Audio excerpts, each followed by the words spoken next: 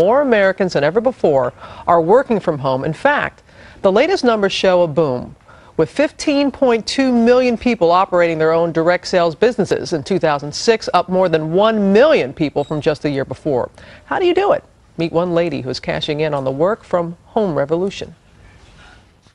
Hey Jill, it's Janae, and I'm calling you about your show on Saturday. Janae Wildman has always loved meeting new people. Today, she's a branch manager with Longaberger American Crafts, a company that direct sells products in home shows, fairs, and community events. So as I pass this around, just so you know, this is what we call a dressed basket. Janae first dabbled in direct sales from home to pay for her daughter Caitlin's dance lessons, but soon discovered she could control her own income and gain flexibility. I would go out one night a week or so and come home with $100 in my pocket, or maybe even $200 in my pocket, and I thought to myself, could I turn this into something more? And she did turn it into more. From working just a few hours a week and earning $200 a month to now devoting 20 hours each week and bringing home 10 times that, $2,000 a month. So the beauty of direct selling, I think, is that you are in charge of your income. You can give yourself a raise at any time you want. With this added income, she quit her job as a paralegal and now shapes her schedule around her family.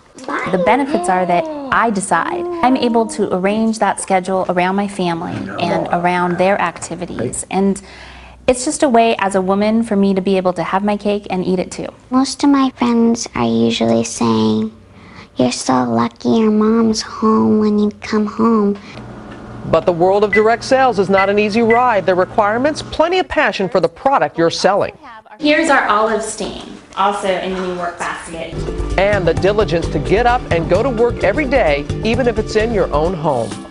I can call people and nobody knows that I'm sitting there with a cup of coffee in my pajamas. Sometimes that's a challenge because you'd rather be doing other things. You know, maybe I'd rather be shopping, but I have to be committed to building my business or it won't be a business. And it certainly is for Janae. Joining us now to talk more about the boom in direct sales and how you can make money is GMA Workplace contributor and CEO of Women for Hire, Tori Johnson. Janae goes from making $200 a month to almost $2,000 a month. Typically, though, what can you make in direct sales? The median income is $2,500 a year, but more than 20% of people in direct sales are making more than $20,000 a year, like Janae is. So it's impossible. It's indeed doable. It is. So if you're sitting at home and you're like, I want some of that. What are the keys? I'm thinking it while I'm watching that. Maybe I'll get in on that on the side.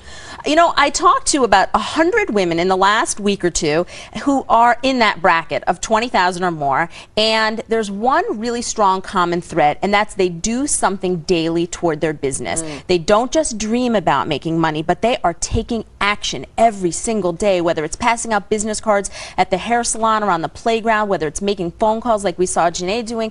They are really active in keeping that business top of mind every day. Doing something, a little something every day. And also bringing in a team as well. A team can be great. It's a lot more work because now you're not just managing your own sales and customers, but you're also managing other people. But so many women get into direct sales and discover that they love it so much that passion becomes infectious, and they want to be able to recruit other people to sell with them and for them. For some people, the desire to work at home is because they may have young kids at home or an older parent. They want some flexibility, but they are planning perhaps to go back into the workforce outside of the home, and this can really help in that regard. I think it's an enormous asset in that regard. Direct sales can really help bridge that gap in experience, and it's all about how you sell it. People who aren't familiar with direct sales look at it as peddling lipsticks or peddling jewelry, but the reality is you are building a business, building a customer base that you are beholden to. You are setting your hours and being really diligent. Oftentimes you're motivating other people,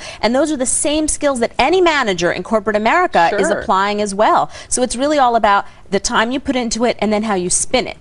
Okay, that's all good, Tori. Yes. Is there any kind of downside to being in direct sales? You know, you really have to be somebody who is motivated, driven, have an outgoing personality. If you're somebody who is not going to want to pick up the phone to make that cold call, who's not going to walk up to someone and say, hey, let me tell you about my business, then it's difficult because unlike retail sales where your customers walk in your door, you're out finding your customers. So that personality is so important. It's not easy. It takes work. Absolutely. It takes absolute work. A lot of work. Yeah. All right, Tori.